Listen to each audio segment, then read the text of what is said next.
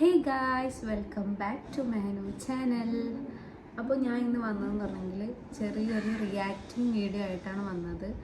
ഇപ്പോൾ ഈ ഒരു സമയത്ത് ഇപ്പോൾ എൻ്റെ പ്രഗ്നൻസി ടൈമിൽ ഇതൊക്കെ ആലോചിച്ച് കൂടിയിരിക്കാനോ ഓരോ വീഡിയോസ് കാണുമ്പോൾ ടെൻഷൻ അടിക്കാനോ ഉള്ളൊരു ടൈമല്ല എൻ്റെത്. പക്ഷേ ഇത് കണ്ടിട്ട് എനിക്ക് റിയാക്ട് ചെയ്യാതിരിക്കാൻ വയ്യ. മീൻസ് അതിൻ്റെ ഇടയിൽ കൂടെ വേറെ കുറേയൊക്കെ എനിക്ക് നിങ്ങളെ ബോധ്യപ്പെടുത്താനുണ്ട്. അപ്പോൾ ഞാനിപ്പോൾ ഈ അടുത്ത് തൻസിക്കക്ക് ഇപ്പോൾ കുറേ ഇൻ്റർവ്യൂ കിട്ടുന്നുണ്ട്, പുതിയ ആൽബം ഇറങ്ങിയതുകൊണ്ട്. അപ്പോൾ തൻസിക്ക നമ്മളെക്കുറിച്ച് ചോദിച്ചും കൊണ്ട് മേനുവിനെ പറ്റി പറഞ്ഞും കൊണ്ട് ഒരു പേജിൽ ഒരു മീഡിയ ചോദിച്ചിട്ടുണ്ടായി. അപ്പോൾ തൻസിക്കാൻ്റെ അടുത്ത് തൻസിക്കാൻ്റെ കാര്യം ചോദിച്ചാൽ മതി, അല്ലെങ്കിൽ നമ്മളെക്കുറിച്ച് ആൽബത്തിലുള്ള കാര്യം ആ കുട്ടിക്ക് ചോദിക്കാം. കുട്ടിയോ ചേച്ചിയോ ആൻറ്റിയോ ആരെങ്കിലും ആവട്ടെ, അപ്പോൾ ആ ചേച്ചിക്ക് ചോദിക്കാം. പക്ഷേ മേനുവിനെ പറ്റി ഇങ്ങനെയൊക്കെ പറയുമ്പോൾ സത്യം പറഞ്ഞാൽ എനിക്ക് കണ്ടപ്പോൾ നല്ല ദേഷ്യം വന്നു. ലിങ്ക് അയച്ചിട്ട് തൻസിക്ക ചുമ്മാ കാണാൻ വേണ്ടിയിട്ട് ലിങ്ക് അയച്ചത്, നമ്മളെക്കുറിച്ചും കൂടുതലുള്ളതും കൊണ്ട് അത് നമുക്ക് അയച്ചു തന്നതാണ്. അപ്പം ഞാൻ ജസ്റ്റ് അതൊരു വീഡിയോ ആക്കിയിട്ടുണ്ട്. പിന്നെ ആ പെണ്ണിൻ്റെ ചില വർത്താനം എനിക്ക് ഇഷ്ടപ്പെട്ടില്ല. എന്താ, ഒരു പെണ്ണിന് നീതി കിട്ടാത്ത കാരണമല്ലേ മേനു എന്നും പറഞ്ഞിട്ട് അതിലെന്ത് ലോജിക്കാണ് ഉള്ളത്?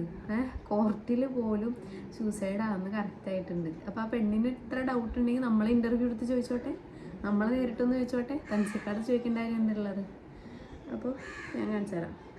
പക്ഷെ മെഹനാസിനെ ഒരു ക്യാരക്ടർ ചൂസ് ചെയ്തത് ശരിക്കും അതൊരു നീതികേടായിട്ട് തോന്നുന്നുണ്ട്. കാരണം റിഫാന്നൊരു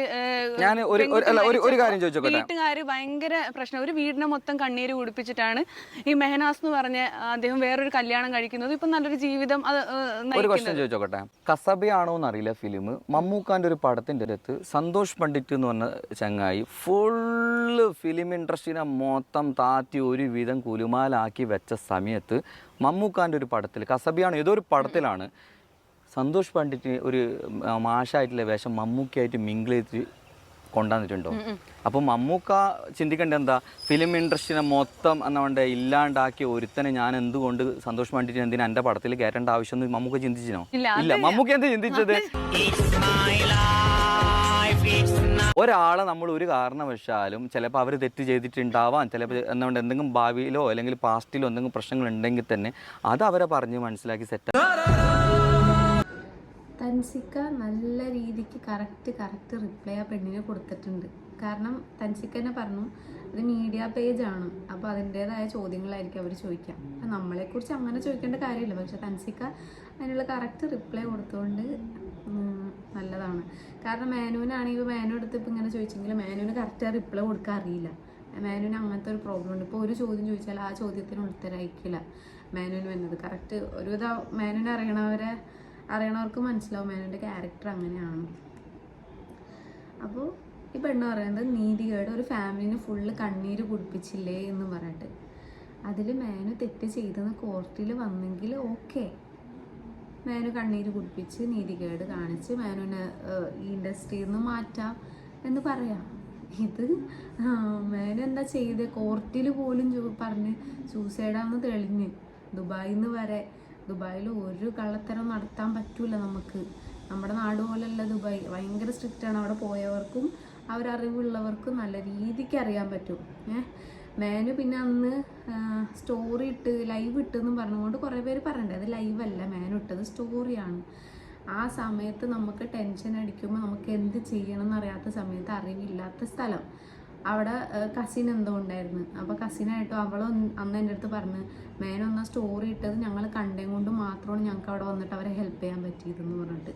മേനുവിൻ്റെ അപ്പാൻ്റെ മോളായിരുന്നു ദുബായിലുണ്ടായത് ആ സമയത്ത്. അവർ സ്റ്റോറി കണ്ടേം കൊണ്ട് അവരെത്തി, എന്നിട്ട് സ്റ്റോറി ഡിലീറ്റ് ചെയ്തതാണ് മേനു അവർ വന്നതിന് ശേഷം. അപ്പോൾ കാര്യം അറിയാണ്ട് കുറേ പേര് പറയുന്നുണ്ട്, നമുക്കിപ്പോൾ ഒരു വിഷയമല്ല. അപ്പോൾ ഞാൻ ഇത് കണ്ടപ്പോൾ എനിക്ക് നല്ല ദേഷ്യം വന്നിട്ട് ഞാൻ മേനുവിന് ഇത് അയച്ചു കൊടുത്തിട്ട് പറഞ്ഞു, മേനു ഞാൻ ഇതിനു വേണ്ടി റിയാക്ട് ചെയ്യും, ഇതിൻ്റെ കൂടെ ഞാൻ കുറേ ചിലപ്പോൾ ഇൻക്ലൂഡ് ചെയ്തുകൊണ്ട് ഞാൻ ചിലപ്പോൾ വീഡിയോ ചെയ്യാൻ ചാൻസ് ഉണ്ട് മേനു എന്ന് പറഞ്ഞിട്ടുണ്ട്. പിന്നെ ഇപ്പം ഞാൻ ഒറ്റയ്ക്ക് ചെയ്യണേ കൊണ്ട് ചിലവർ പറയും ഭാര്യനെ കൊണ്ട് വീഡിയോ എടുപ്പിച്ചെന്ന് പറയണവരുണ്ട്. മേനുവിൻ്റെ അടുത്ത് ഞാനാണ് പറഞ്ഞത് എനിക്ക് ഈ വീഡിയോ ചെയ്യണമെന്ന്. പിന്നെ മേനു ഉണ്ടെങ്കിൽ കൂടി ഞാനായിരിക്കും ഇതിനെപ്പറ്റി കൂടുതൽ ടോക്ക് ചെയ്യുന്നത്. മേനു ചിലപ്പോൾ സംസാരിച്ച് എവിടെ എത്താമെന്ന് നമുക്കറിയില്ല. അങ്ങനെ അപ്പോൾ നെക്സ്റ്റ് ഒരു വീഡിയോ, ഞാൻ ഇത് റീൽ ഉണ്ടാക്കിയ പോലെ ആക്കിയതാട്ടോ. അവരുടെ പേജൊന്നും ഞാൻ കാണിക്കാൻ താല്പര്യപ്പെടുന്നില്ല. ഇത് ഞാൻ തന്നെ ആയിട്ടൊരു വീഡിയോ ഉണ്ടാക്കിയതാണ്. ഈ ഒരു വീഡിയോയിൽ കുഞ്ഞുപെങ്ങളുടെ കല്യാണത്തിൽ 90% ആൾക്കാരും പറയുന്നത് മാറ്റി നിർത്തേണ്ടവരെ മാറ്റി നിർത്തിയാൽ മാത്രമേ ഒരു കലാസൃഷ്ടി നന്നാവുള്ളൂ. ശരിക്കും കലയിൽ അങ്ങനെ മാറ്റി നിർത്തേണ്ടതില്ല. എന്തുകൊണ്ട് അത് ചെയ്തില്ല?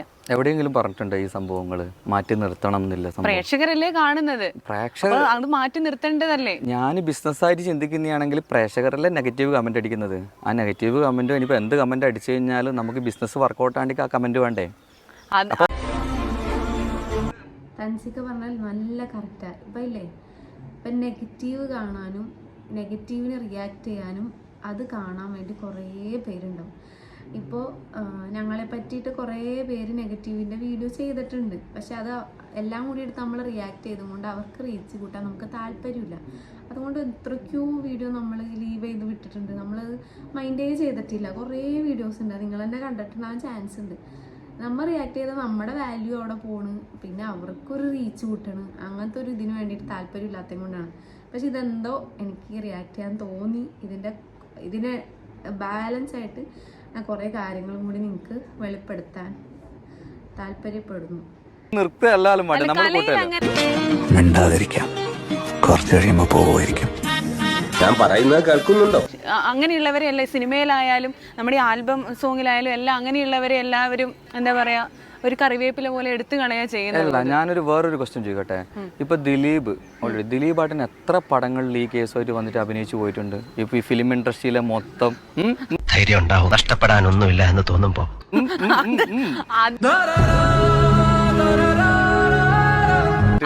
ഇവിടെ ഫിലിം ഇൻഡസ്ട്രിയിൽ ഒരുപാട് ആൾക്കാർക്ക് പല പ്രശ്നങ്ങളും ഉണ്ടായിട്ട് എത്ര പടത്തിൽ അവര് അഭിനയിച്ചു പോയിട്ടുണ്ട്. അവരെ ജോബല്ലേ, അതേപോലെ നമ്മൾ കാര്യം പറയാം, അതൊക്കെ കോടതിയുടെ പരിഗണനയിൽ ഇരിക്കുന്ന വിഷയമാണ്. ഇതും കോടതിയുടെ പരിഗണനയിൽ ഇരിക്കുന്ന വിഷയം. അവക്ക് വായ മുട്ടി. ഇപ്പോൾ ഞാൻ പറയാം, ദിലീപിൻ്റെ എന്തൊക്കെയോ ഇഷ്യൂ ഉണ്ടായിട്ടുണ്ട്. നമുക്ക് എന്താ നടന്നതെന്ന് അറിയില്ല. ഫസ്റ്റത്തെ വൈഫ് മാറിയിട്ട് രണ്ടാമത് വേറെ വൈഫിനെ കെട്ടിയിട്ടുണ്ട്. അതൊന്നും നമുക്കറിയില്ല എന്താ നടന്നതെന്നൊന്നും. നമുക്ക് ഒരു വിലയിരുത്താനും പറ്റില്ല. അതുതന്നെയാണ് ഇവിടെ നടന്നിട്ടുള്ളൂ. കോർട്ടിൽ പ്രൂവ് ആയത് സൂസൈഡാണെന്ന്, പോസ്റ്റ്മോർട്ടത്തിൽ പ്രൂവ് ആയത് സൂസൈഡാണെന്ന്. പിന്നെ ഭർത്താവിൻ്റെ കാരണം കൊണ്ട് മാത്രം ഒരു പെണ്ണ് മരിക്കണം എന്നില്ല.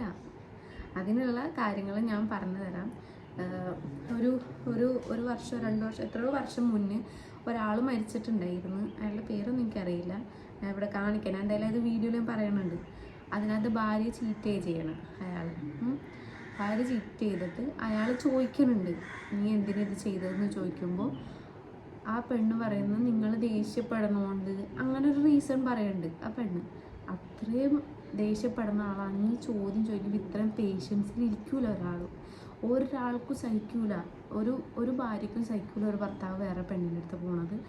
ഒരു ഭർത്താവിന് സഹിക്കൂല ഒരു ഭാര്യ വേറെ ചെക്കൻ്റെ അടുത്ത് പോണത്. ഒരിക്കലും സഹിക്കാത്തൊരു കാര്യമാണ് അത്. ഇപ്പം നമ്മൾ ഡിവോഴ്സ് ആയാൽ പോലും, ഇപ്പം ഞാൻ ഡിവോഴ്സ്ഡ് ആയിട്ട് ഇപ്പം എൻ്റെ പാസ്റ്റ് ഹസ്ബൻഡ് മാരേജ് കഴിഞ്ഞെന്ന് പറഞ്ഞാൽ നമ്മൾ ഉള്ളിലൊരു പെയിൻ ഉണ്ടാവും. അത് കൂടെ ജീവിച്ചത് കൊണ്ടാണ്. അത് മനസ്സിലാവുന്നുണ്ട്. ഇപ്പം ഞാൻ സെക്കൻഡ് മാരേജാന്ന് പറഞ്ഞപ്പോൾ ഒരാൾ എനിക്ക് കമൻ്റ് ഇട്ടിട്ടുണ്ടായി, എന്തിനാ ഇപ്പം സെക്കൻഡ് മാരേജാന്ന് പറഞ്ഞത്, അതുകൊണ്ടല്ലേ ആൾക്കാർ ഇങ്ങനെ നെഗറ്റീവ് പറയണേ, അതുകൊണ്ടല്ലേ ആൾക്കാർ കുത്തി ചോദിക്കുന്നത് എന്തിനാണ് ഡിവോഴ്സ് ആയതെന്ന് ചോദിക്കണേന്ന് വെച്ചിട്ട്. അപ്പോൾ ഞാൻ അയാൾക്ക് റിപ്ലൈ കൊടുത്ത്, ഞാൻ പറയണ്ടെന്ന് വിചാരിച്ചതാണ്, പക്ഷേ ആൾക്കാർ പല കഥ മേനയാണ്, അതുകൊണ്ട് മാത്രമാണ് ഞാൻ സെക്കൻഡ് മാരേജാന്ന് പറഞ്ഞത്. ഇപ്പോൾ മാനുവിനെ അവൾ മരിച്ചതിന് ശേഷം ഞാൻ പരിചയപ്പെട്ടിട്ട് കണ്ടിട്ട് ഞങ്ങൾ റിലേഷനിലായിട്ട് പോലും ആൾക്കാർ പറഞ്ഞത് എന്താണെന്നറിയോ, നമ്മൾ തമ്മിൽ റിലേഷനിലായത് അവൾ കണ്ടും കൊണ്ടിട്ട് സൂസൈഡ് ചെയ്തതാന്ന്. ഒന്ന് ആലോചിച്ച് നോക്കിയേ. അപ്പം തന്നെ എനിക്ക് മനസ്സിലായി ആൾക്കാർ എത്രത്തോളം പറഞ്ഞുണ്ടാക്കാനും നെഗറ്റീവിനും വേണ്ടിയിട്ട് ഇതാക്കുന്നത്. ഫസ്റ്റൊക്കെ ഞാൻ ആ കമൻറ്റ് കാണുമ്പോൾ ഞാൻ അപ്പോൾ ചിരിച്ചു തള്ളു, മാനു ഇത് കണ്ടില്ലേ, നമ്മൾ റിലേഷനിലാന്ന് കണ്ടുകൊണ്ട് അവൾ മരിച്ചതെന്നൊക്കെ പറയണമെന്ന് പറഞ്ഞിട്ട് ഞാൻ കമൻറ്റ് അക്സെപ്റ്റ് ചെയ്ത് വിടുമ്പോൾ മാനു പറയും, ഈ കമൻറ്റ് ലാസ്റ്റിന് നിനക്ക് വള്ളിയായിട്ട് വരൂട്ടാ അതെന്ന് പറഞ്ഞു. ഞാനപ്പോൾ മൈൻഡ് ചെയ്തില്ല. മാനുവിന് പിന്നെ ശീലമുണ്ടല്ലോ. കുറച്ച് കഴിഞ്ഞപ്പോൾ എന്താ അത് തന്നെ കാര്യമായി, നമ്മുടെ റിലേഷൻ കണ്ടിട്ട് മരിച്ചതെന്നുള്ള രീതിയിലായിപ്പോയി. അത് കേട്ടപ്പോൾ ഭയങ്കര പെയിനായിരുന്നു. കുറേ പേരുടെ മനസ്സിൽ ഇപ്പോഴാണ് തെറ്റിദ്ധാരണ ഉണ്ട്, ഞങ്ങൾ അവളുള്ളപ്പോൾ റിലേഷനിലാന്ന്. ഒരിക്കലല്ല. ഞാൻ ആ സമയത്ത് ഒരു വൈഫാണ്, ഒരാളുടെ വൈഫാണ്. ആ സമയത്ത് മരിച്ചപ്പോഴാണ്, ഞാൻ ടി വിയിൽ മരിച്ച സമയത്താണ് ഇങ്ങനത്തെ ഒരു ഇൻഫ്ലുവൻസറിനെ ഞാൻ കാണുന്നത്. അപ്പോൾ റിലേഷനിലാവണമെന്ന് പറയുന്നത് ഒട്ടും ലോജിക്കില്ലാത്തൊരു കാര്യമാണ്. ജസ്റ്റ് ബോധിപ്പിച്ചതാട്ടോ. അപ്പോൾ ഇതിനുള്ള റിപ്ലൈ നല്ല രീതിക്ക് എന്താ തൻസിക്ക കൊടുത്തിട്ടുണ്ട് കേട്ടോ. തൻസിക്ക നല്ല അണ്ണാക്കിലിട്ട് ബോംബിട്ട് കൊടുക്കണ രീതിയിൽ നല്ല രീതിക്ക് റിപ്ലൈ കൊടുത്തിട്ടുണ്ട്. വായ അടയണ രീതിയിലാണ് പെണ്ണിൻ്റെ നിൽക്കുന്നത്. നെക്സ്റ്റ് കേട്ടോ. ഇതിലെല്ലാം ശരിക്കും പറഞ്ഞാൽ കുഞ്ഞുപെങ്ങളുടെ കല്യാണം വരുവാണെങ്കിൽ എല്ലാം ഭയങ്കര കോൺട്രവേഴ്സി ആയിട്ടുള്ള ആൾക്കാരാണ് ഇതിലുള്ളത്. അടുത്ത ഒരാളെ കുറിച്ച് ഞാൻ പറയുവാണെങ്കിൽ മെഹനാസ്. മെഹനാസ് എന്ന് പറയുമ്പോൾ തന്നെ അവളുടെ വായ പോണാണ്.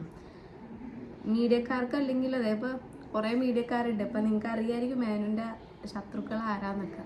അതിൽ കുറേ ശത്രുക്കൾ ഈ ആൽബം ഫീൽഡിലുള്ളവരെ വിളിച്ച് പറഞ്ഞിട്ടുണ്ട് മേനുവിന് റോള് കൊടുക്കരുതെന്നും നമ്മൾ അവോയ്ഡ് ചെയ്യണം എന്നൊക്കെ കുറേ കഥകൾ ഇതിൻ്റെ പിന്നിലുണ്ട്. ശരിക്കും പറഞ്ഞെങ്കിൽ നിങ്ങൾ അറിയണമെന്നുള്ളൂ. നിങ്ങൾ ഈ ഇങ്ങനെ സോഷ്യൽ മീഡിയയിൽ വന്നത് മാത്രമല്ലേ കാണുന്നുള്ളൂ, പിന്നിൽ എന്താ നടക്കണമെന്ന് കാണുള്ളല്ലോ. ബാക്കി കേട്ടോ. മരിച്ച മെഹനാസിന്റെ സമനില തെറ്റി ആത്മഹത്യക്ക് ശ്രമിച്ചപ്പോൾ സുഹൃത്തുക്കൾ കണ്ടത് കൊണ്ട് മാത്രമാണ് അവനിന്നൊരു ജീവിതം കിട്ടിയത്. പുതിയ ജീവിതത്തിലേക്ക് കടന്ന ഇവനൊക്കെ എവിടുന്ന് വരുന്നടാ? ഇപ്പോൾ ഗർഭിണിയാണ്. എന്തൊരു വെള്ളപൂശലാണത് കേട്ടോ.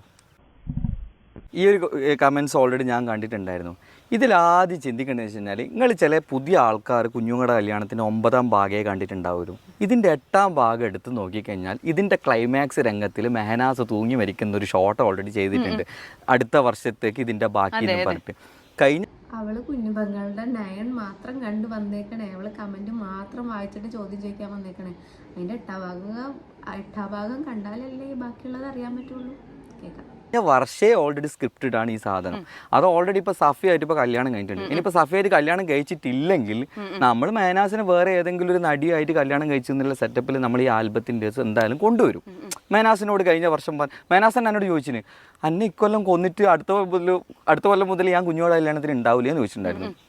അതിൻ്റെ ബാക്കി സ്റ്റോറിയാണ് ഇത്. അല്ലാണ്ട് എന്ന് പറയേണ്ടത് ഇത് വെള്ളപൂശാൻ എന്താ, എനിക്കിപ്പോൾ മെഹനാസിന് വെച്ചത് കൊണ്ട് കാര്യമില്ലല്ലോ. അപ്പോൾ ഈ വീഡിയോ ഞാനാട്ടെ ഫുള്ള് ഇങ്ങനെ കണ്ടത്. മേനുവിൻ്റെ ഭാഗം മാത്രം ഞാൻ ഇരുന്ന് കണ്ട്. എന്നിട്ട് ഞാൻ മേനുവിനെ വിളിച്ചു പറഞ്ഞു ഇങ്ങനെയൊക്കെയാണ് ആ പെണ്ണ് ചോദ്യം ചോദിച്ചത്, ഇങ്ങനെയൊക്കെയാണ് തൻസിക്ക റിപ്ലൈ കൊടുത്തത് എന്ന് പറഞ്ഞപ്പോൾ മേനു പറഞ്ഞു എൻ്റെ അടുത്ത് മുന്നേ സ്ക്രിപ്റ്റ് പറഞ്ഞിട്ടുണ്ടായി. അപ്പോൾ രണ്ടാമത് ഇപ്പം ഞാൻ മാരേജ് കഴിഞ്ഞില്ലെങ്കിൽ പോലും മേനു മറ്റേ 8th സൂസൈഡ് ആണെന്നൊരു സീനുണ്ട്. അപ്പോൾ അതിന് ശേഷം നയൻ വരുമ്പോൾ മേനുവിന് എന്തായാലും ഈ ഇതിലുണ്ടാവുമല്ലോ, ആൽബത്തിലുണ്ടാവും. അപ്പോൾ അതിന് വേണ്ടിയിട്ട് രണ്ടാമതൊരു ഭാര്യയായിട്ടാണ് വേറൊരു പെണ്ണ് വരും. അപ്പോൾ അത് തൻസിക്ക് ഓൾറെഡി സ്ക്രിപ്റ്റ് മേനുവിന് പറഞ്ഞു കൊടുത്തതാണ്. ഇതിപ്പോൾ ഞാൻ മാരേജ് കഴിഞ്ഞത് കൊണ്ട് ഞാൻ ആ ക്യാരക്ടറായിട്ട് വന്നു, അത്രേ ഉള്ളൂ. ഈ പെണ്ണ് 8ാം ഭാഗം കണ്ടിട്ടില്ല. 8ാം ഭാഗം കാണാണ്ട് 9ലേക്ക് വന്നിട്ട് കാര്യമില്ല. വേറൊരു എപ്പിസോഡിൽ മേനുവിൻ്റെയും റിഫാൻ്റെയും മാരേജ് കഴിഞ്ഞിട്ടുണ്ട്. അപ്പോൾ റിഫ് ഇപ്പം ഇല്ലല്ലോ. അപ്പോൾ മേനുവിന് ക്യാരക്ടർ കൊടുക്കുമ്പോൾ എന്തായാലും എന്തെങ്കിലും ലോജിക്കുള്ള രീതിയിൽ കൊടുക്കണ്ടേ. അപ്പോൾ അവൾ മരിച്ചത് കൊണ്ട് ആ ഒരു മരിച്ച സംഭവം തന്നെ ഇട്ട്. ഓക്കെ. അല്ലാതെ പെട്ടെന്ന് ഭാര്യ എവിടെയെന്ന് നമുക്ക് ഇപ്പോൾ അതൊരു ഭാര്യയായിട്ട് കല്യാണം കഴിഞ്ഞിട്ട് പെട്ടെന്ന് ഇതിനകത്ത് ഞാൻ ഭാര്യ എന്ന് പറയുമ്പോൾ ഒരു ലോജിക്കില്ലാത്തല്ലേ. അപ്പം അതിന് വേണ്ടിയിട്ടൊരു സ്ക്രിപ്റ്റ് തയ്യാറാക്കിയതാണ് തൻസിക്ക അത്. ഓക്കെ. അപ്പോൾ ഈ പെണ്ണിൻ്റെ ഇതവിടെ കഴിഞ്ഞ് ഈ പെണ്ണിൻ്റെയാണ് എനിക്ക് ദേഷ്യം കയറാൻ കാരണം. ഇത് കയറിയ പിന്നെ ഞാൻ മേനോട് പറഞ്ഞു ഇത് റിയാക്ട് ചെയ്തുകൊണ്ട് ഞാൻ വീഡിയോ എടുക്കും. അതിൻ്റെ കൂടെ കുറേയൊക്കെ എനിക്ക് ഇൻക്ലൂഡ് ആക്കാനുണ്ട്. കുറേ ആയിട്ട് നമ്മൾ കേൾക്കണ ഒരു കാര്യമാണ്. ഇപ്പോൾ ഞാനിപ്പോൾ റീൽസ് ചെയ്യണേം കൊണ്ട് വ്യൂസ് കയറണേം കൊണ്ട് ഫോളോവേഴ്സ് കയറണേം കൊണ്ട് കുറേ പേര് പറഞ്ഞു ഇത് റിഫാൻ്റെ ഔദാര്യമാണെന്ന് പറയട്ടെ. ഞാനപ്പോൾ ഒരു കാര്യം പറയട്ടെ. മേനു ആണ് ഫസ്റ്റ് വീഡിയോസ് ചെയ്യാൻ തുടങ്ങിയതും ഒരുവിധം ഇങ്ങനെ റീച്ച് ആയതിനു ശേഷം അവർ കപ്പിൾസായിട്ട് വീഡിയോ ചെയ്യുന്നതും അങ്ങനെയാണ് അവർ നല്ല റീച്ച് ആകുന്നത്. കപ്പിൾസായിട്ട് ചെയ്യുമ്പോൾ എന്തായാലും റീച്ച് വരുമല്ലോ. അപ്പോൾ കുറേ പേര് പറയും നീ വീഡിയോ ഇടുന്നതൊക്കെ അവൾ റീച്ച് ആയത് കൊണ്ടാണ് നീ ഇങ്ങനെ റീച്ച് ആയതെന്നും പറയട്ടെ. ആയിക്കോട്ടെ, ശരിയാ മേനുവിൻ്റെ വൈഫായിട്ട് വന്നപ്പോഴാണ് ഞാൻ റീച്ച് ആയത്. പക്ഷേ അതിന് മുന്നേ ഞാൻ വ്ളോഗ്സ് ചെയ്യുമായിരുന്നു. പക്ഷേ അങ്ങനെ റീച്ച് ആയിട്ടില്ല. ചെയ്ത് തുടങ്ങിയിട്ടുണ്ടാവുള്ളൂ. അതിനൊക്കെ ഒരു ടൈം ഉണ്ടല്ലോ ചെയ്യാനും. കുറേ നേരം അത് കുറേ ടൈമൊക്കെ എടുക്കുമല്ലോ അത് റീച്ചായി വരാനൊക്കെ. അപ്പോൾ ഞാൻ വീഡിയോസ് ചെയ്യാനെങ്കിൽ നല്ല ഇഷ്ടമാണ്, പിക്സ് എടുക്കാൻ ഇഷ്ടമാണ്, വ്ളോഗ്സ് ചെയ്യാൻ ഇഷ്ടമാണ്. അപ്പോൾ മേനുമായിട്ട് വന്നപ്പോൾ ഞാനും അതിൽ ആക്റ്റീവായിട്ട് ഞാനും മുന്നോട്ട് പോയിട്ടുണ്ട്. ഓക്കെ. അപ്പോൾ അതൊരു ഇതായിട്ട് കേട്ടിട്ടുണ്ട്. റിഫ കാരണമാണ് ഞാൻ ഇങ്ങനെ മേനു റീച്ചായതെന്നും പറഞ്ഞിട്ട്. അവൾ വന്നുകൊണ്ടല്ല മേനു റീച്ചായത്, അല്ലാണ്ട് മേനു അല്ല ഇതിന് നിന്നതെന്നും പറഞ്ഞിട്ട്. അതിനുള്ള തെളിവ് ഞാനിപ്പോൾ ഇട്ടുതരാം. പിന്നെന്തൊക്കെയാണ്, മേനു ആണ് അവളെ പുറകെ നടന്ന് വളച്ച് അവളെ ഇങ്ങനത്തെ ഒരു ഇതിലെത്തിച്ചത്. അവളുടെ ജീവിതം നശിപ്പിച്ചത് മേനു ആണ് പുറകെ നടന്നതെന്നുള്ളതിന് ഒരു ഇത്. പിന്നെ ഉള്ളതെന്ന് പറഞ്ഞെങ്കിൽ 18 വയസ്സ് കഴിയാണ്ട് കെട്ടിയെന്നും പറഞ്ഞിട്ട് കുറേ ഉണ്ട്. അപ്പോൾ മേനുവിന് വേറെ കേസൊന്നുമില്ല. അവൾ സൂസൈഡ് ചെയ്തിട്ടുണ്ട്, അതിൻ്റെ ഒരു കേസും ഇല്ല. മേനുവിന് ആകെ ഉള്ളത് മറ്റേ സംഭവമാണ് പോസ്കോ. എനിക്കെപ്പോഴും ഡൗട്ട് പോക്സോ ആ സംഭവമാണ് മേനുവിനുള്ള കേസ്. അത് 18 വയസ്സായപ്പോഴാണ് അവളെ മാരേജ് ചെയ്തത്. അവർ 16-ാം വയസ്സിലാണ് ഇഷ്ടത്തിലായത്. അവരൊരു ഇൻ്റർവ്യൂ ഉണ്ട്, ഫുൾ ഇൻ്റർവ്യൂ അവിടെ ഉണ്ട്. ഞാനപ്പോൾ അത് കട്ടായിട്ട് നിങ്ങൾക്ക് ഞാൻ കാണിച്ചു തരാം എന്തായാലും. അപ്പോൾ 16-ാമത്തെ വയസ്സിലാണ് ഇവർ ഇഷ്ടത്തിലായത്. അതിനുശേഷം മേനുവിൻ്റെ ഉപ്പാൻ്റെ അടുത്ത് പറഞ്ഞു. അപ്പോൾ ഉപ്പ പറഞ്ഞ് 16 വയസ്സ് ആയിട്ടുള്ളൂ, നമുക്ക് 18 വയസ്സായിട്ട് കെട്ടിക്കുക. ഉപ്പ പള്ളിയിലെ സെക്രട്ടറി ഒക്കെ കേട്ടോ. അപ്പോൾ ഉപ്പ ഓൾറെഡി സ്ട്രിക്റ്റ് ആണ്, ഉപ്പാക്ക് സ്ട്രെയിറ്റ് ആണ്, എല്ലാം സ്ട്രെയിറ്റ് ആയിട്ട് ഉപ്പ ചെയ്യുള്ളൂ. ഉപ്പയുടെ ക്യാരക്ടർ അങ്ങനെയാണ്. ഉപ്പ പറഞ്ഞു 18 വയസ്സ് കഴിയാണ്ട് നിങ്ങൾക്ക് ഞാൻ കെട്ടിച്ച് തരൂല എന്ന് പറഞ്ഞു. എന്നിട്ട് 2 വർഷം അവർ വെയിറ്റ് ചെയ്തതിന് ശേഷമാണ് കെട്ടിയതെന്ന് പറയുന്നുണ്ട്. അത് അവളുടെ വായ കൊണ്ട് കേൾക്കണത് ഞാൻ നിങ്ങൾക്ക് കേൾപ്പിച്ചു തരാം. പിന്നെ അവളുടെ വോയിസ് നിങ്ങൾക്ക് അറിയായികയൊന്നുമില്ലല്ലോ. മേനുവിനെ ഞാൻ സൈഡിൽ കൊടുക്കാം. അവളുടെ വീഡിയോ ഇടാൻ എനിക്ക് താല്പര്യമില്ല, അവിടെ ഞാൻ കൊടുക്കണില്ല.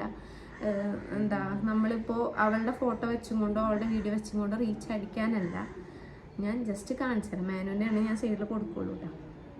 മേനു ഇത് മ്യൂസിക്കലി എന്ന് പറയുന്ന ആപ്പിൽ റീച്ച് ആയതിനെ പറ്റി മേനു പറയണതാണ് കേട്ടോ, നമുക്ക് കേൾക്കാം. മ്യൂസിക്കലി എന്ന് പറഞ്ഞിട്ടുണ്ടെങ്കിൽ ഞാൻ ഈ ആപ്പ് ഇങ്ങനെ ഇതാണെന്ന് പറയാം. മ്യൂസിക്കലി ഞാൻ ഒറ്റയ്ക്ക് ആ സമയത്ത് ഞാൻ ഫ്രണ്ട്സിൻ്റെ കൂടെ ബോറടിക്കുന്ന സമയത്ത് ഞാൻ ഒറ്റയ്ക്ക് ചെയ്ത് കേട്ടോ.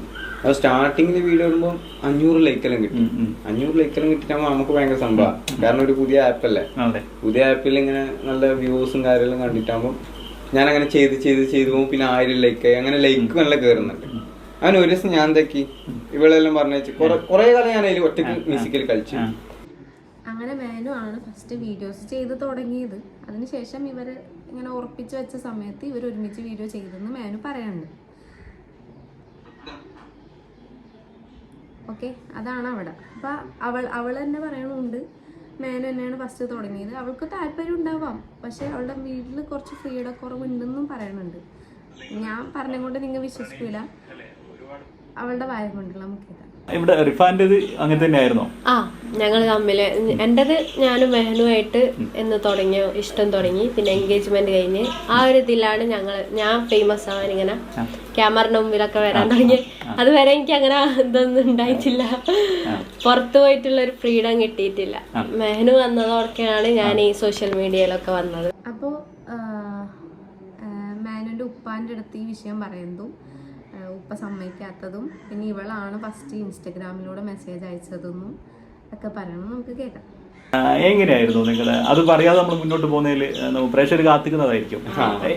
പ്രണയത്തിൽ നിങ്ങൾ ഇഷ്ടപ്പെട്ടത് പരിചയപ്പെട്ടത് എങ്ങനെയായിരുന്നു? നമ്മള് സ്റ്റാർട്ടിങ്ങിൽ പരിചയപ്പെടുന്നത് ഇൻസ്റ്റാഗ്രാമിലൂടെ മെസ്സേജ് അയച്ചിട്ടാണ്. ഇൻസ്റ്റാഗ്രാമിൽ സ്റ്റാർട്ടിങ് നോർമലി ചാറ്റ് ആക്കുന്ന രീതിയിൽ ചാറ്റ് ചെയ്ത്, പക്ഷെ ആർക്കും അറിയില്ല സീരിയസ്, ഞാനൊക്കെ അറിഞ്ഞിട്ടില്ല. ഒരു ടൈം പാസ് നോക്കിയതാ മെസ്സേജ് അയച്ചത്. അങ്ങനെ മെസ്സേജ് അയച്ചു വെച്ച് പിന്നെ നമുക്ക് രണ്ടാക്കും ഭയങ്കര സീരിയസ് ആയി. അത് എനിക്ക് ഒന്നാമത് ലോങ് ഭയങ്കര ഇഷ്ടമാണ്. ഈ ട്രാവൽ ചെയ്യാനും ട്രിപ്പിനോട് ഭയങ്കര ഭ്രാന്താണ്. അപ്പൊ അങ്ങനെല്ലാം കണ്ടിട്ട് കുറച്ച് ലോങ് ആയതുകൊണ്ട് ഇവള് കോഴിക്കോട്, എനിക്ക് സ്വപ്നവും വിചാരിച്ചിട്ട് എന്നെ ഫാമിലി അങ്ങോട്ട് കഴിക്കാൻ പറ്റൂന്നും ഒന്നും ഞാൻ വിചാരിച്ചിട്ടാ. പിന്നെ ഇവള് മെസ്സേജും കാര്യം കുറച്ച് സീരിയസ് പോലെ കണ്ട്, അപ്പൊ ഞാനും എന്താക്കി ഫിക്സ് ആക്കി. ഞാൻ ഫാമിലിയോട് പറഞ്ഞു, പിന്നെ ഉമ്മാനോട് പറഞ്ഞു. പിന്നെ ഉമ്മ ഇവളെ കണ്ടിട്ട് കുഴപ്പമൊന്നുമില്ല, എല്ലാവർക്കും ഇഷ്ടമായി. ഉപ്പ പിന്നെ പെട്ടെന്ന് അങ്ങനെ വിടുന്ന ടൈപ്പല്ല. ഉപ്പയുടെ കുറെ കഷ്ടപ്പെട്ടു ഉപ്പാനൊന്ന് മയക്കിയെടുക്കാൻ വേണ്ടിട്ട്. കോഴിക്കോട് ലോങ് ആയിട്ട് വേണ്ടാന്ന് ഫസ്റ്റ് പറഞ്ഞോളെ. പിന്നെ എല്ലാവർക്കും ഭയങ്കര ഇൻട്രസ്റ്റ്. പിന്നെ നമ്മൾ ഞാൻ കുറെ വയസ്സിന് പ്രശ്നം ഉണ്ടായിരുന്നു ആ സമയത്ത്. കേട്ടോ, വയസ്സിനെ പറ്റി പറയുന്നതാട്ടോ മേനു. ഒന്നാമത് ഇവൾക്ക് 16-ാമത്തെ വയസ്സിലാണ് ഞാൻ കല്യാണം കഴിക്കണമെന്നിട്ട് നടന്നത്. എനിക്കന്നേരം എത്ര വയസ്സ്? 19, 20. ആ സമയത്ത് ഉപ്പാനോട് കുറെ ഉപ്പ പറഞ്ഞു വയസ്സായി കഴിഞ്ഞാൽ ആ സമയത്ത് നോക്കാം, അന്നേരം നീ മാറും കാര്യമെല്ലാം നീ ഉണ്ടാക്കിയിട്ട് കൊണ്ടാ, എന്നാ ഞാൻ നിക്ക, പ്രശ്നമില്ലായിരുന്നു. അങ്ങനെ 2 കൊല്ലം കഷ്ടപ്പെട്ട് വെയിറ്റ് ചെയ്തു. കേട്ടാ, 16-ാമത്തെ വയസ്സിൽ ഇഷ്ടപ്പെടുകയും ഉപ്പാൻ്റെ അടുത്ത് പറഞ്ഞപ്പോൾ ഉപ്പ പറഞ്ഞു വയസ്സായിട്ട് കെട്ടിയാൽ മതി എന്ന് പറഞ്ഞിട്ട് 18-ാമത്തെ വയസ്സിലാണ് 2 വർഷം കഴിഞ്ഞിട്ടെന്നാണ് കെട്ടിയത് പറയുന്നത്. ഒരു കേസ് മേനുവിനില്ലാത്തതും കൊണ്ട് റിഫാൻ്റെ ഫാമിലി കൊടുത്ത കേസാണ് മറ്റേ സാധനം പോസ്കോ. 18 വയസ്സിൻ്റെ. ഇപ്പോൾ പ്രണയിച്ച് നടക്കണ പെണ്ണും ആണും പെണ്ണിൻ്റെ ഇഷ്ടപ്രകാരം പോലും അവർ പേഴ്സണലി മറ്റേ ഫിസിക്കലി ബന്ധപ്പെട്ട് കഴിഞ്ഞാൽ പോലും ആ പെണ്ണ് എന്തെങ്കിലും പ്രശ്നത്തിൽ മരിച്ചു കഴിഞ്ഞാൽ കേസ് വന്നത് ചെക്കനാണ്. ചെക്കനും പെണ്ണും കൂടി ആ പെണ്ണിൻ്റെ സമ്മതത്തോടു കൂടിയാണ് എല്ലാം നടക്കുന്നത്.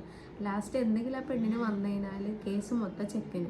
ഞാൻ ആണുങ്ങളെ മാത്രം സപ്പോർട്ട് ചെയ്തുകൊണ്ട് പറയുന്ന ഒരു കാര്യമല്ല, ഇതുപോലെ പെണ്ണുങ്ങൾക്കും അനുഭവം വരാറുണ്ട്, പെണ്ണുങ്ങളും ചതിക്കപ്പെടുന്നവരുണ്ട്, അതിൽ ഞാൻ അത് പറയുന്നതല്ല. പക്ഷേ എല്ലാ സമയത്തും നമ്മൾ ഗേൾസിനെ മാത്രം സപ്പോർട്ട് ചെയ്യുന്ന ഒരു സൊസൈറ്റി ഉണ്ട് നമ്മുടെ ഇടയിൽ. അതുകൊണ്ട് ഞാൻ പറഞ്ഞതാണ് കേട്ടോ. അല്ലാതെ ഞാൻ പെണ്ണായം കൊണ്ട് പെണ്ണിനെ തന്നെ താഴ്ത്തി പറയണില്ല, ഒരിക്കലും അങ്ങനെയല്ല. ആണുങ്ങൾ ചതിക്കുന്ന പെണ്ണുങ്ങളുമുണ്ട്, ചതിക്കപ്പെടുന്ന പെണ്ണുങ്ങളുണ്ട്, ജീവിതത്തിൽ കുറേ സങ്കടങ്ങളുള്ള പെണ്ണുങ്ങളുണ്ട്. അവരൊക്കെ ഒരനുഭവത്തിലൂടെ പോണവരാണ്. എല്ലാവർക്കും ക്ഷമ കൊടുക്കട്ടെ എന്ന് പറയാനുള്ളത്.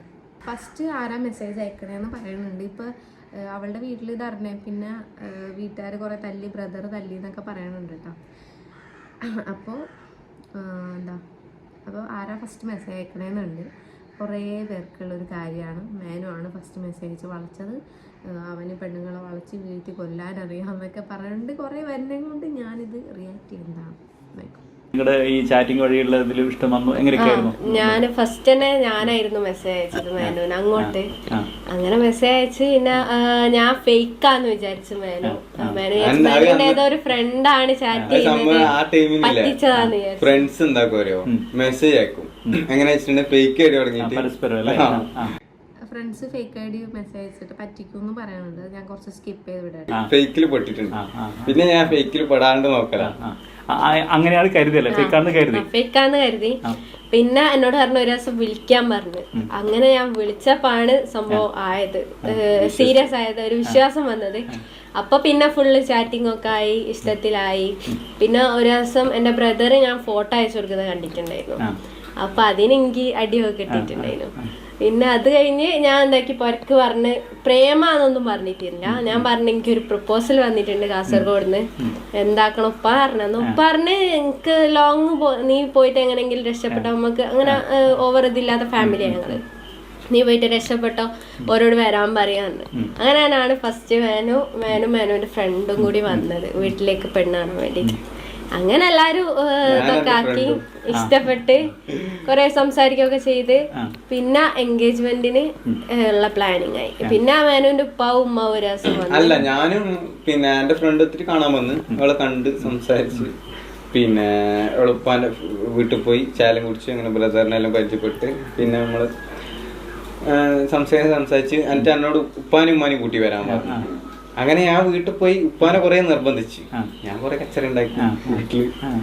അങ്ങനെ ഉപ്പാനെ നിർബന്ധിച്ച് ഉപ്പ ഇങ്ങനെ വിടൂല. ഉപ്പ ഒരു തീരുമാനം എടുത്ത തീരുമാനം മാറൂല. അങ്ങനെ ഉപ്പ പറഞ്ഞ എങ്ങനെ വയസ്സാവണമെന്നാണ്.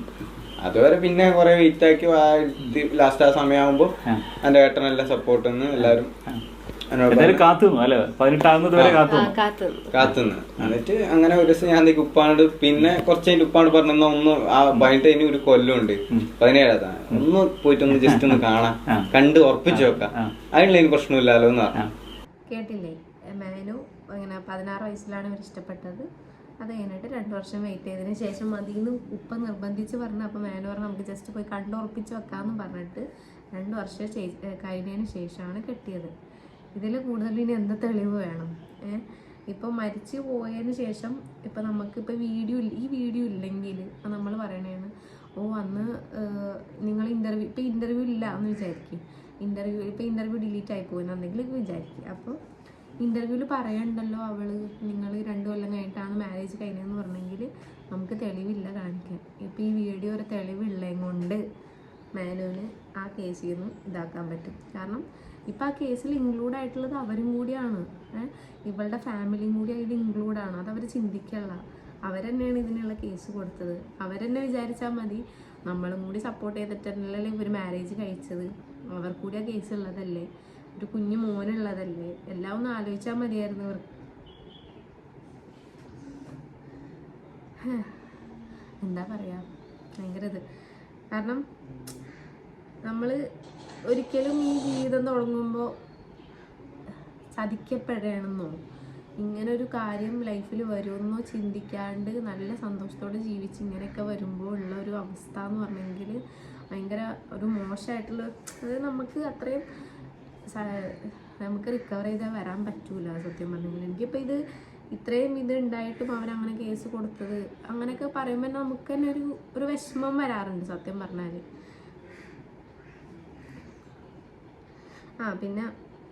പിന്നെന്താ, ഇവള് വീഡിയോസ് ചെയ്യുന്നൊക്കെ ഇവൾക്ക് ഫോൺ വാങ്ങിച്ചു കൊടുത്തിട്ടുണ്ടായി മേനു. അത് അവൾ പറയുന്നുണ്ട് അവളുടെ ഭയം കൊണ്ട് മേനു ഫോൺ വാങ്ങിച്ചതുണ്ട്. അതും കൂടി ഞാൻ ജസ്റ്റ് ഇവിടെ കേൾപ്പിക്കുക. കാരണം വീഡിയോസ് മേനു ഫസ്റ്റ് ചെയ്ത് തുടങ്ങിയതാണ്. അവൾ അതിൽ രണ്ടാമത് ഒരുമിച്ച് വന്നിട്ട് അവരൊരുമിച്ച് ചെയ്യുന്നതാണ് വീഡിയോ. മേനു ഫോൺ കൊടുത്തതിന് ശേഷമാണ് അവൾ ഫോണിൽ വീഡിയോസ് പിന്നെ ഒറ്റയ്ക്ക് ചെയ്യാൻ തുടങ്ങിയത്. ജസ്റ്റ് ഒന്ന് കേൾപ്പിച്ചത്. എൻഗേജ്മെന്റ് കഴിഞ്ഞത്. അപ്പൊ ആ +1 +2 ഒക്കെ സമയത്ത് ഫുള്ള് ഐഫോണൊക്കെ തന്ന എനിക്ക് ഞാൻ സ്കൂളിലൊക്കെ കൊണ്ടുപോയിട്ട് ഓരോ കുട്ടികളെ കാണിച്ചു കൊടുത്തിരുന്നു.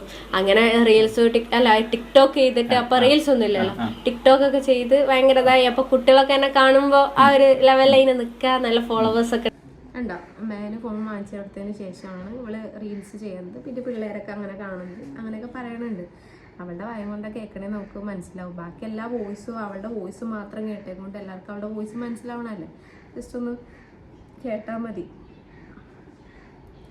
എനിക്ക് സത്യം പറഞ്ഞാൽ ഞങ്ങൾ റിലേഷനിലാവണതിന് മുന്നേ നല്ല ചാറ്റുള്ള സമയത്ത് മേനുൻ്റെ അക്കൗണ്ടിൽ ഒരു ഇരുന്നിരുന്ന് കാല് വേനെടുക്കുന്നുണ്ട്. അപ്പം ഞങ്ങൾ മുന്നേ ഫ്രണ്ട്സ് ആയിരുന്ന സമയത്ത് ഇവർ രണ്ടാളുടെയും വീഡിയോസ് ഉണ്ട് ഇവരുടെ അക്കൗണ്ടിൽ. അപ്പം മുന്നേ ഉണ്ടല്ലോ. അപ്പോൾ ആ സമയത്ത് ഞാൻ ഇവരുടെ വീഡിയോസ് കാണുമ്പോഴും എനിക്ക് ഒരു ദേഷ്യം ഉണ്ടായിട്ടില്ല, ഒരു ഇതും ഉണ്ടായിട്ടില്ല. കാരണം നമുക്കറിയാം നമ്മുടെ പാർട്ട്ണർ മരിച്ചു പോകുമ്പോഴുള്ള ഒരു വിഷമം. അപ്പം ഞാനത് കാണുമ്പോൾ ഞാൻ പറയും നല്ല വീഡിയോസ് ചിലതൊക്കെ ഞാൻ ഷെയർ ചെയ്തിട്ട് നല്ല രസമുണ്ടെന്ന് ഞാൻ പറഞ്ഞിട്ടൊക്കെ ഉണ്ട്. അത്രയും എനിക്ക് ഒരു ദേഷ്യം ഉണ്ടായില്ല ഇവളുടെ അടുത്ത്. പക്ഷേ ഞാൻ ലൈഫിൽ കയറി വന്നേ പിന്നെയാണ് മേനു എന്തൊക്കെയാണ് മേനുവിൻ്റെ ലൈഫിൽ നടന്നതെന്നും അവൾ എന്തൊക്കെയാണ് ചെയ്തതെന്നും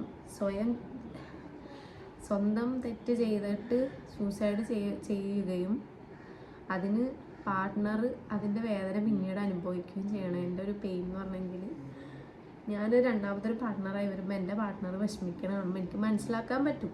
അത് ഏതൊരു പാർട്ട്ണറും മനസ്സിലാക്കാൻ പറ്റും. ഞാൻ ഒരു എക്സാമ്പിൾ ഇടാം. ഇപ്പോൾ രേണു ചേച്ചിയില്ലേ, സുധിച്ചേട്ടൻ മരിച്ച സമയത്ത് സുധിച്ചേട്ടൻ ആക്സിഡൻറ്റിലല്ലേ മരിച്ചത്. ആ സമയത്ത് പോലും എല്ലാവരും പറഞ്ഞത് എന്താണെന്നറിയോ, നീ കൊന്നതെന്ന്. അത്രയും കമൻറ്റ് ആ ചേച്ചിക്ക് വന്നിട്ടുണ്ട്. അപ്പോൾ ഒന്ന് ആലോചിച്ച് നോക്കി, ആ വണ്ടിയിൽ മരിച്ച ആൾ ഇവിടെ നിന്ന ചേച്ചി, എവിടെയോ നിൽക്കുന്ന ചേച്ചി ആണ് കാരണം എന്ന് പറയുമ്പോൾ ഒന്ന് ആലോചിച്ച് നോക്കിയാൽ മതി ആൾക്കാർ എത്രത്തോളം പറയണ്ടെന്ന്. അപ്പോൾ ഒരുമിച്ച് ജീവിക്കുന്ന ആൾക്കാർ പുറം രാജ്യത്ത് ഒരുമിച്ച് ജീവിക്കുമ്പോൾ ആ ഭാര്യ മരിക്കുമ്പോൾ സ്വാഭാവികം എല്ലാവരും ഭർത്താവിനെ പറയുള്ളൂ. പക്ഷെ അവരുടെ ഉള്ളിൽ എന്താ നടക്കണേന്ന് ഒരിക്കലും പുറത്തുള്ള ഒരാൾക്ക് വിലയിരുത്താൻ പറ്റൂല. പിന്നെ ഞാൻ ലൈഫിൽ വന്നതിന് ശേഷം എന്നെ കുറ്റം പറഞ്ഞിട്ടുണ്ട്, ഞാൻ കാരണം മരിച്ചതെന്ന് പറഞ്ഞിട്ട്. ഒന്നും അറിയാത്ത ഞാൻ വരെ കുറ്റക്കാരിയായിട്ടുണ്ട്. അപ്പോൾ ഒന്ന് ചിന്തിച്ചാൽ മതി കൂടെ ഉണ്ടായ ആൾ കാരണക്കാരനാവുന്നതിൻ്റെ ഒരു രീതി. അയാളൊന്നും അറിഞ്ഞിട്ടുണ്ടാവില്ല. പിന്നെ ഒരു സംഭവം ഉണ്ടായി, എനിക്ക് ഇൻസ്റ്റയിൽ ഒരു പെണ്ണ് മെസ്സേജ് ഉണ്ടായി. അതിൻ്റെ ബ്രദറിൻ്റെ വൈഫ് മരിച്ചു. ആ പെണ്ണ് നാട്ടിലാണ് ഉണ്ടായത്, ബ്രദർ ഗൾഫിലാണ് എന്തോ ഉണ്ടായത്. എന്നിട്ട് നാട്ടിലുള്ള ആ ബ്രദറിൻ്റെ വൈഫ് മരിച്ചിട്ട് പുറം രാജ്യത്തുള്ള പുള്ളി കാരണമാണ് മരിച്ചതെന്നും പറയും. ചിലപ്പോൾ ഈ നാട്ടിലെ പെണ്ണ് എന്തൊക്കെ ചെയ്തുകൊണ്ടോ എന്തൊക്കെ ബ്ലാക്ക് മെയിൽ വന്നതുകൊണ്ടാണ് മരിച്ചതെന്ന് ഒരിക്കലും ആർക്കും ഇതാക്കാൻ പറ്റൂല. ചിലപ്പോൾ എന്തെങ്കിലും തെറ്റ് ചെയ്തിട്ട് ബ്ലാക്ക് മെയിൽ ആരെങ്കിലും ചെയ്തിട്ടുണ്ടാവും. നടക്കണ കാര്യങ്ങൾ, നമ്മുടെ ഈ ലോകത്ത് നടക്കണ കാര്യങ്ങൾ ഇതെല്ലാം അത്ര അറിഞ്ഞും കൊണ്ടാണ് ഞാൻ പറയുന്നത്. പക്ഷെ ഒരാളെ എടുത്ത് കുറ്റം പറയാൻ എനിക്ക് താല്പര്യമില്ല. അതുകൊണ്ടാണ് ഞാൻ അങ്ങനെ പറയാത്തത്.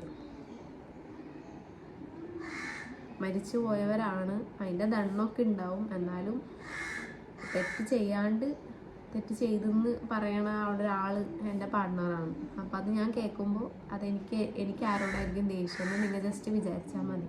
പിന്നെ അവളോട് ദേഷ്യം ഉണ്ടായിട്ട് അവളുടെ കൊച്ചിനെ എങ്ങനെയാണ് നീ നോക്കണേ എന്നുള്ള ചോദ്യം ഞാൻ കേട്ടിട്ടുണ്ട്. ആ കുഞ്ഞൊരു പൈതൽ, അത് ജനിച്ച് വീണപ്പോൾ അതിന് ഒരു ബോധവും ഇല്ലാത്ത കുഞ്ഞായിട്ടത് വന്നത്. ഇപ്പം എൻ്റെ കൊച്ചാണെങ്കിൽ പോലും ജീവിച്ചു വരുമ്പോൾ എന്തൊക്കെ നടക്കാൻ പോകുന്നു നമുക്കറിയില്ല. അപ്പം ആ കുഞ്ഞു പൈതലിന് ഒരു കാര്യം അറിയില്ല.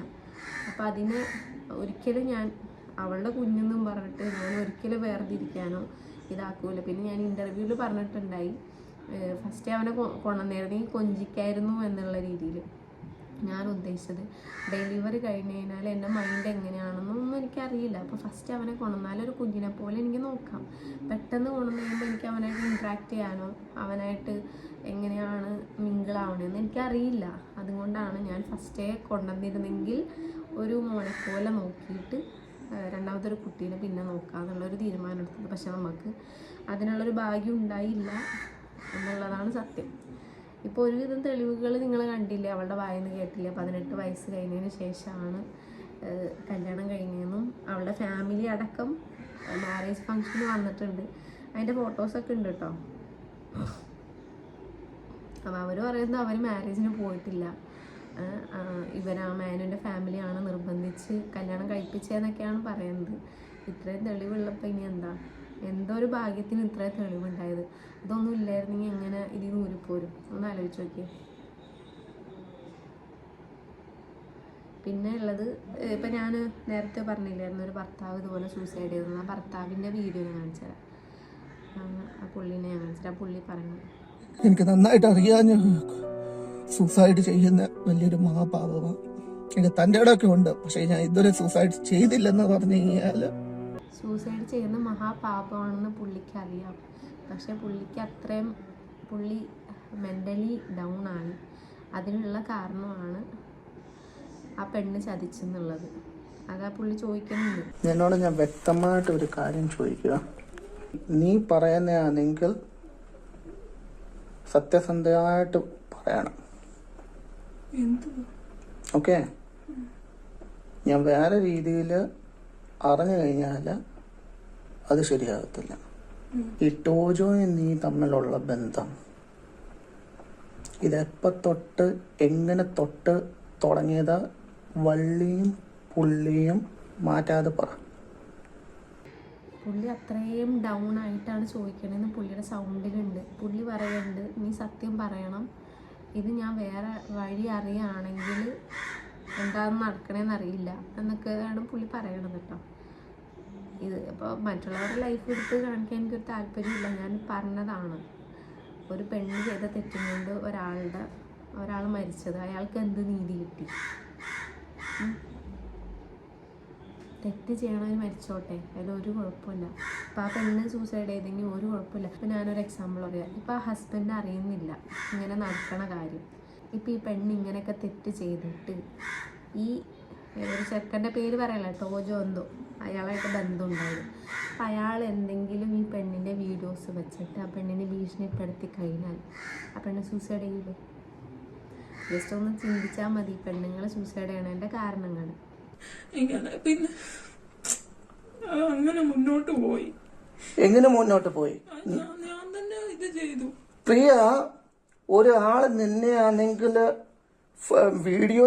വീഡിയോ വിളിച്ചിട്ട് പറയുക, കുലുക്കി കാണിക്കുക, ഊരി കാണിക്കുക. അങ്ങനൊന്നും ഞാൻ ചെയ്തില്ല. ആ ചാറ്റും കൊണ്ട് എന്തുവാ തോന്നുന്നത് നിനക്ക്? അങ്ങനെയൊക്കെ ഇത് ചെയ്തു, പക്ഷെ ഞാൻ അങ്ങനെയൊന്നും ഇതുവരെ ചെയ്തിട്ടില്ല. എനിക്ക് താല്പര്യമില്ല. അന്നാ ഈ കുലുക്കി കാണിക്കാവോ? അന്ന് നീ അയച്ചു, ഫോണ് വിളിക്കാ, ഞാന് അന്ന് വീഡിയോ വിളിക്കാന്ന്. പ്രിയ, അങ്ങനെയുള്ളവര് ഇതെന്നോട് പറഞ്ഞിട്ടില്ല. പ്രിയ, അങ്ങനെ കാണിച്ചു. ആ ഒരു ഇതെനിക്ക് ഓർമ്മയില്ല.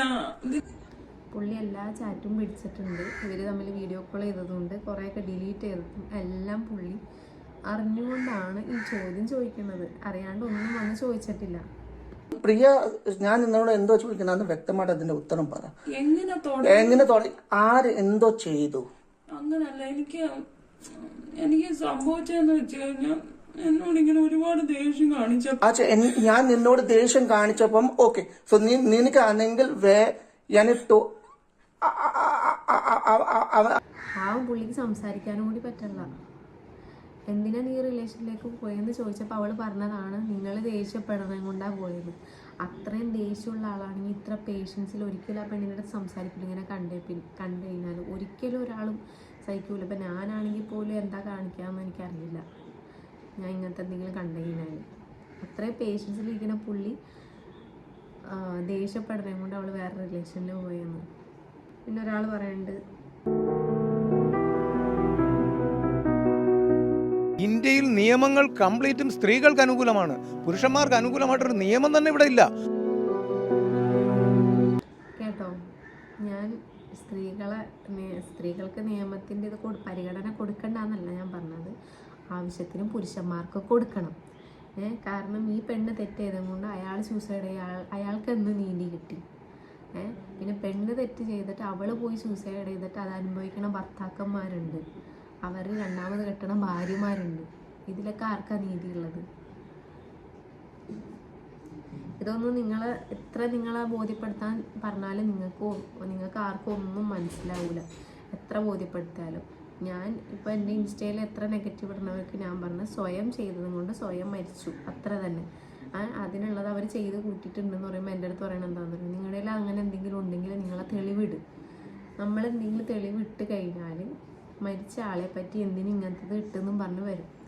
അതുകൊണ്ട് ഒരു ഇതിന് ഞാൻ നിൽക്കാത്തതാണ്. പക്ഷേ ഇപ്പം എനിക്ക് മാനുവിൻ്റെ ഇൻ്റർവ്യൂ ഇടണമെന്ന് പറഞ്ഞെങ്കിൽ അത്രയും നമ്മളെ വെറുക്കണവരുണ്ട്, ഒരു കാരണമില്ലാണ്ട് നമ്മളെ വെറുക്കണ കുറേ പേരുണ്ട്. ഞാൻ ഒന്നറിയാണ്ട് വന്നിട്ട് എന്നെ വെറുത്തവരുണ്ട്. അപ്പോൾ അതൊക്കെ നമ്മൾ ഒരിക്കലും ഒരാളുടെ വെറുപ്പ് കിട്ടിയിട്ട് ജീവിക്കാൻ ഒരാളും ആഗ്രഹിക്കില്ല. ഒരാൾ നമ്മളെ കുറ്റം പറഞ്ഞ് അങ്ങനെ നമുക്ക് സന്തോഷമായിട്ട് ഒരിക്കലും ജീവിക്കാൻ പറ്റില്ല. എല്ലാവരും നമ്മളെ സ്നേഹിക്കണമെന്ന് നമുക്ക് വിചാരം ഉണ്ടാവുള്ളൂ അല്ലേ. ഞാനിപ്പോൾ ഈ വീഡിയോ എടുക്കണം എന്ന് പറഞ്ഞപ്പോൾ മേനു എൻ്റെ അടുത്ത് എന്താ പറഞ്ഞതെന്നറിയോ, ഈ സമയമാണ്, നീ സ്ട്രെസ് ആവരുത്, കരയരുത്, വിഷമിക്കരുത്, ഈ സമയത്ത് അത് കുഞ്ഞിനെ ബാധിക്കും എന്നൊക്കെ എൻ്റെ അടുത്ത് പറഞ്ഞിട്ടുണ്ട്. പക്ഷെ നമുക്ക് പല ഇത് കാണുമ്പോഴും നല്ല രീതിക്ക് മനസ്സിന് സ്ട്രെസ് ആവുന്നുണ്ട്. അപ്പം പറഞ്ഞാൽ മനസ്സിലാക്കണവരാണെങ്കിൽ ഇതൊക്കെ ഒന്ന് കണ്ടു കഴിഞ്ഞാൽ നിങ്ങൾക്ക് ബോധ്യപ്പെടുന്നതാണ്. ശരിയാണ്, അവളെ ഇഷ്ടപ്പെടുന്നവരാണ്, മുന്നേ ഇഷ്ടപ്പെട്ടവർ ഇതുപോലെ മരിച്ചു കഴിയുമ്പോൾ നല്ല രീതിക്ക് അവരുടെ മനസ്സിലാതിരിക്കും. അതെത്ര കഴിഞ്ഞാലും ഇത് പോവില്ല. അപ്പോൾ അവളെത്ര ഇപ്പം തെറ്റ് ചെയ്തെന്ന് പറഞ്ഞെങ്കിലും നിങ്ങളുടെ മനസ്സിൽ അവളോടുള്ള ഇഷ്ടം കൊണ്ട് ശരി തന്നെയാണ്. അതെനിക്ക് എത്ര നിങ്ങളെ ഇതാക്കാൻ പറഞ്ഞാലും എനിക്ക് നിങ്ങളുടെ മനസ്സിനെ പറഞ്ഞ് പഠിപ്പിക്കാൻ എനിക്ക് കറക്റ്റ് അറിയില്ല. അപ്പോൾ ഇപ്പോൾ ഇത്രയും പറഞ്ഞു കഴിഞ്ഞപ്പോൾ എനിക്ക് ചെറിയൊരു ആശ്വാസമുണ്ട്. കുറേ പേർക്ക് ചിലപ്പോൾ മനസ്സിലാക്കാൻ പറ്റിയെന്ന് വിചാരിക്കുന്നു. കുറേ തെറ്റിദ്ധാരണകളുണ്ടായി. മാനു ഫസ്റ്റ് വശീകരിച്ച് മെസ്സേജ് അയച്ച് ഇങ്ങനെ ഒരു ചതിയിൽ കൊണ്ടുവന്ന് വീഴ്ത്തി.